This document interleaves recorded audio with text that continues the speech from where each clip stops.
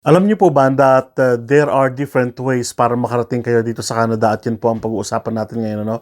Actually, there are 12 common ways para makarating kayo dito sa Canada at yung iba dito ay overlapping at combination, kumbaga, ng mga programa ng Government of Canada para kayo ay makarating dito.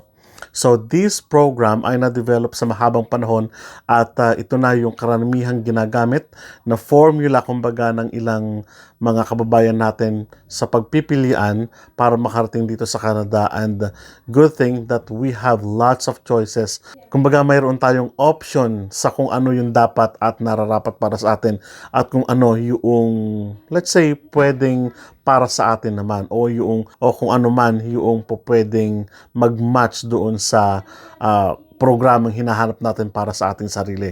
So, isa-isahin po natin yan. There are actually 12 ways you can immigrate to Canada in 2025 ayon po kay Colleen Singer. Canada's immigration levels plan targets 395,000 new immigrants in 2025. Despite being lower than previous years, this remains a significant number of newcomers. News of Canada placing a freeze on immigration is false. Hindi totoo yun, ano?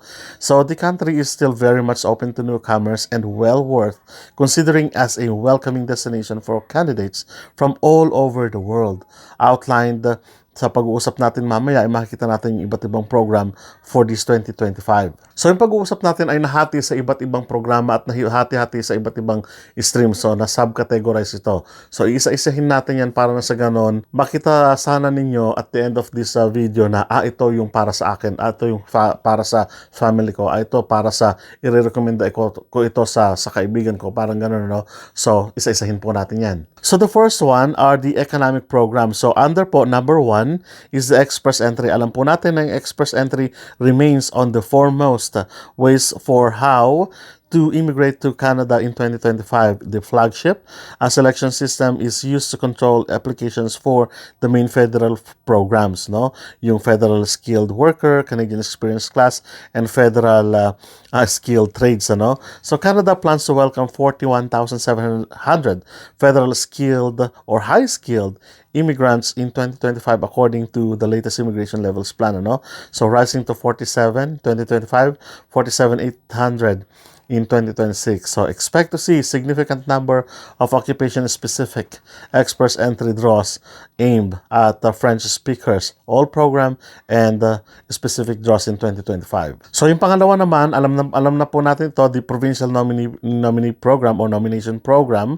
So mayroon tayong ilan sa mga ito, no? So 55,000 ang kanilang i-welcome, and then ito yung mga immigration program, no?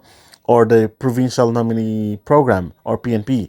So una, Ontario Immigration 2025, Quebec Immigration, Alberta Immigration, British Columbia Immigration, Manitoba Immigration, New Brunswick Immigration, Newfoundland Immigration, Nova Scotia Immigration, Saskatchewan Immigration or the SINP kung tawagin po natin dito yan, Yukon Immigration, Prince Edward Island Immigration, Northwest Territories, and Nunavut Immigration. So yung pangalawa, yung Provincial Nomination Program, alam po natin yan na may iba't ibang substream pa ito, subcategory pa ito. Halimbawa po pwedeng maging Provincial Nomination Program pero express entry, no? May particular na program for express entry, pero pagdating po sa provincial nomination, iba't iba yan. Meron yung employer specific, meron yung tinatawag nating trade skills, and so on and so forth. Napakarami, napakalawak. So sabi ko, ang pag-usapan natin ay 12 major programs or stream in coming here in Canada, at titignan ninyong mabuti kung saan kayo magfo-fall doon, no? Of course, number 3, alam natin to, yung Quebec is a category of its own. It has full control over its economic immigration intake, meaning it is another way for how to immigrate to Canada. Much has been made of the powerful Quebec provincial governments push to ensure all immigrants welcome to province are francophone. So sa program ng Quebec, alam natin na ang tinatanggap dito ay yung francophone kung tawagin po natin, ano? So ibig sabihin, French-speaking people yung usually tinatanggap dito, but medyo ano tayo doon, tagilid ng konti, but marami tayong mga kababayan na nandoon, and nung nakaraan pa, nagkaroon ng problema dahil English-speaking sila at ang gusto ng Government of Canada ay maging, kumbaga, French-speaking province talaga ang Quebec. So, yun ang sinusulong ng Quebec sa kasalukuyan para hindi mawala yung kultura ng mga Pranses doon sa Quebec. So, wala tayong magagawa doon at marami naman tayong mga kababayan na nandoon, but sabi nga natin, they have to speak French. At kung kayo may skill sa pagsasalita ng French, Francophone, kung tawagin natin, you may try these different programs under Quebec. Number 4 is the Economic Pilot Program. So Canada also operates a number of employer-driven pilot programs targeting specific areas of the economy or region with chronic labor shortages. Halimbawa, yung Atlantic Immigration dati pilot na naging program, alam po natin yan, na ang sabi nila tatanggap ng, may allocation po na 5,000. And of course, we have the caregiver pilot, agri-food pilot, community immigration pilots, and of course, economic mobility pathway pilots na tatanggap naman ng malaki-laki, 10,920. So in different pilot programs, alam natin na iba't ibang province, iba't ibang programa ito, but these pilot programs are actually isa sa mga, kung ba talagang humahakot ng mga workers from other countries into Canada. Alright, sa business programs naman, we have number 1, we have the Startup Visa Program. So Canada's Startup Visa has been an important route to Canada immigration for business-minded individuals and a key way to or for how to immigrate. To qualify candidates with a qualifying business or business idea must secure the support of a designated angel investor group, no? So venture capital fund or business incubator, plus have the required settlement funds and language ability. So ang tatanggapin, magwe-welcome ito ng 2,000 at magfo-fall into 1,000 for startup visa kung kayo ay business-minded. And of course, another one is the provincial business programs, no? Number 6 yan. Many of Canada's provinces operate their own entrepreneur programs, which fall under their respective provincial nominee programs, no? So each program has specific rated their province, territory, or territory they serve. So tulad ng sinabi natin, mag-a-under pa rin siya ng provincial nominee program as a mayor, pero subcategory ngayon yung business sa class na ito, yung category na ito kasi magmamatter siya sa kung ano yung need ng isang province in terms of business or businesses. Okay, number 7 is a self-employed program. So both federal government and Quebec operate self-employed programs, no?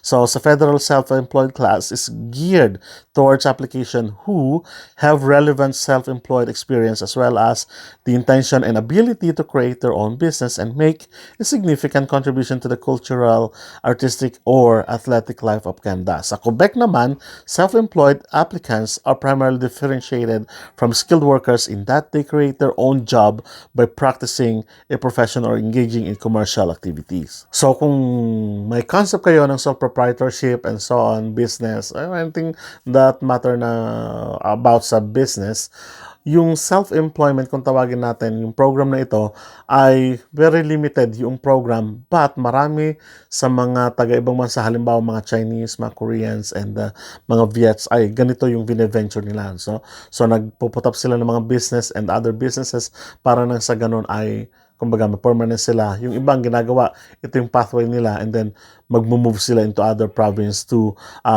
para mas mapalaki pa yung kanilang business. So ganun yung kanilang nagiging kalakaran kung minsan. Pupunta sila sa maliit na lugar and then mag-expand sila sa mas malalaking lugar. Okay, hindi ito nawawala, no? Number 8, spouse, partners, and children. So family class ito. So recently, pinag-usapan natin ito, no? So this is a combination of spouses, partners, children in each immigration levels plan with an aim to 70,000 such newcomers in 2025. So malaki po, ano? Making up the majority of 94,500 strong family class. If you have family members, there are good options on how to immigrate to Canada. So spouse family program. Ito yung para sa mga nakarating dito na may asawa pero naiwan sa Pilipinas, sa abroad, something like that, outside Canada. Ito yung kanilang programa naman para magkasama-samang muli yung miyembro ng family, yung tinatawag natin family class, yung spouse and children, no? So common law partner, parang ganon. business, conjugal, and so on and so forth na pwede o fall under this program naman, ano. So binibigyan kasi, sabi nga natin, paulit-ulit ang sinasabi, binibigyan ng katwiran ng Government of Canada yung tinatawag nating family, no? So napakahalaga niyan. Kaya nga lagi ko sinasabi sa inyo, or if you have a family or kaya mga anak, always include them in your application para sa bandang huli hindi tayo magkaroon ng problema, no? Okay, another one is the parents and grandparents, ano? So Canada's Parents and Grandparents Program operates on lottery system where sponsors declare their interest in a pool and drawn to or at random and issued an invitation to apply.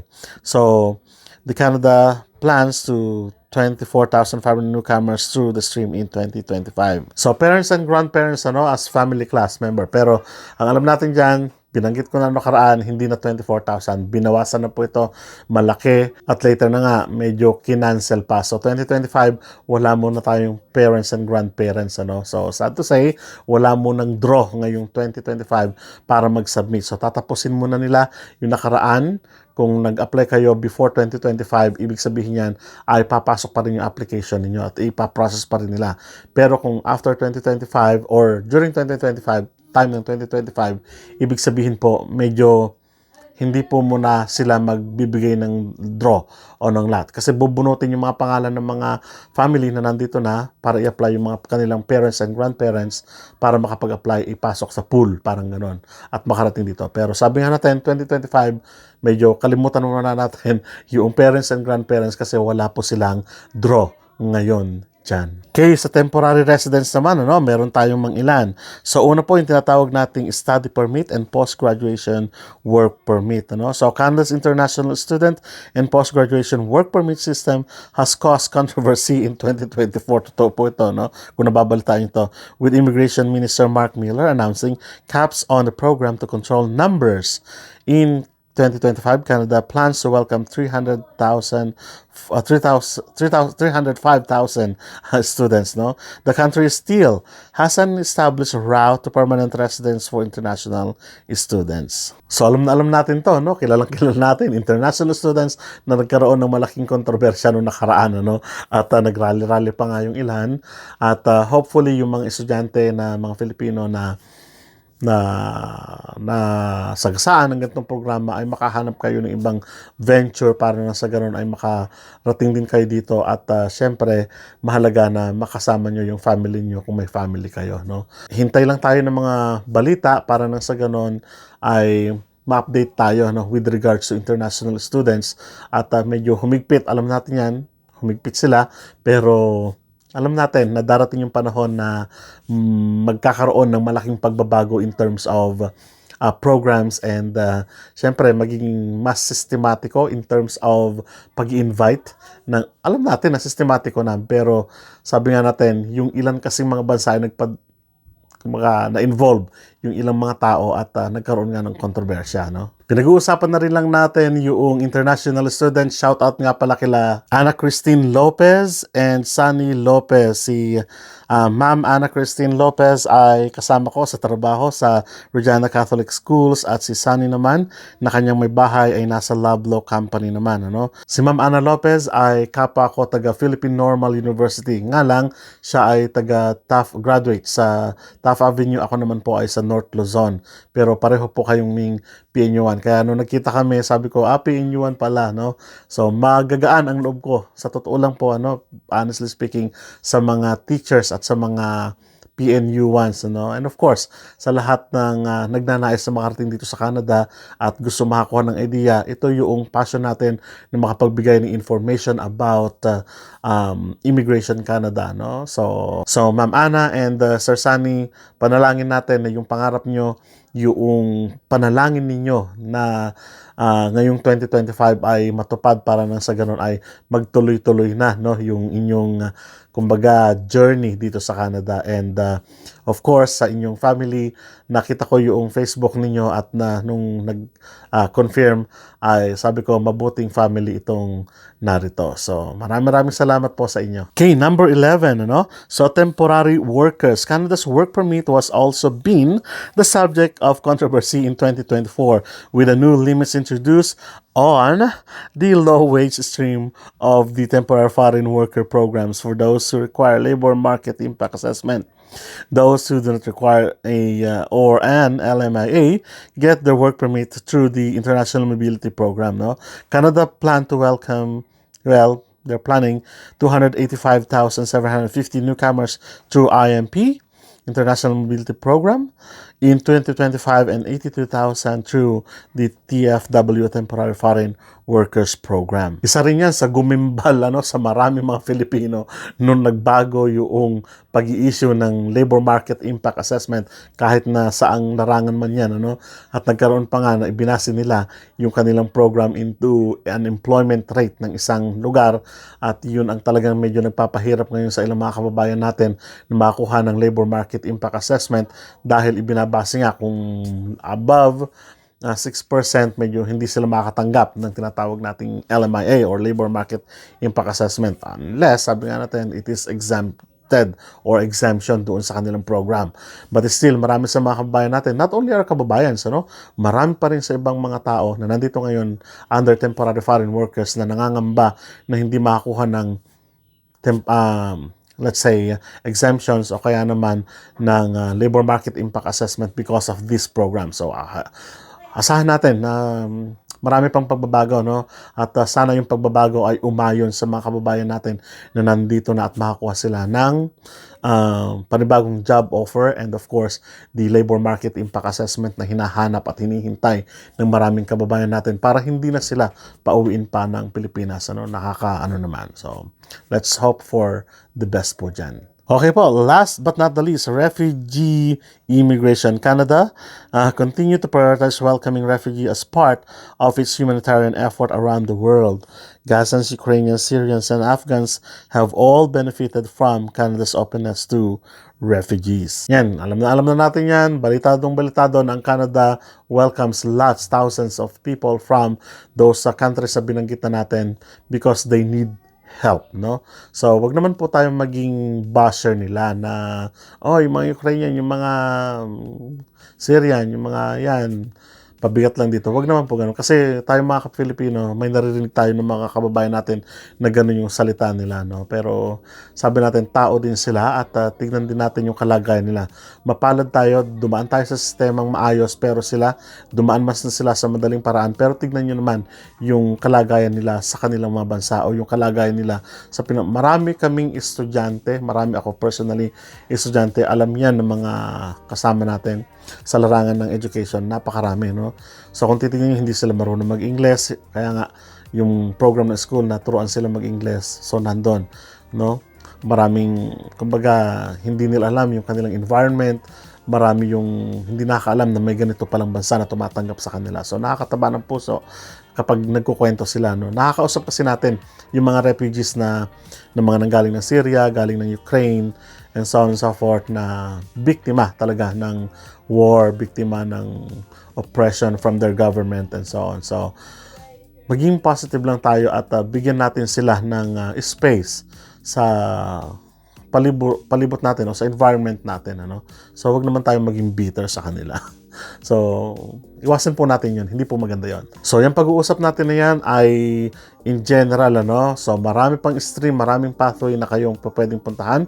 At kayo na pong bahala kung saan kayo magmamatch doon sa 12, sa 12 na ipinakita natin para nang sa ganun ay maihanda ninyo yung inyong mga documents and of course, in the future ay magamit ninyo. So, maraming salamat at kita-kita po tayo sa mga susunod na vlog. Sa muli po, paalam.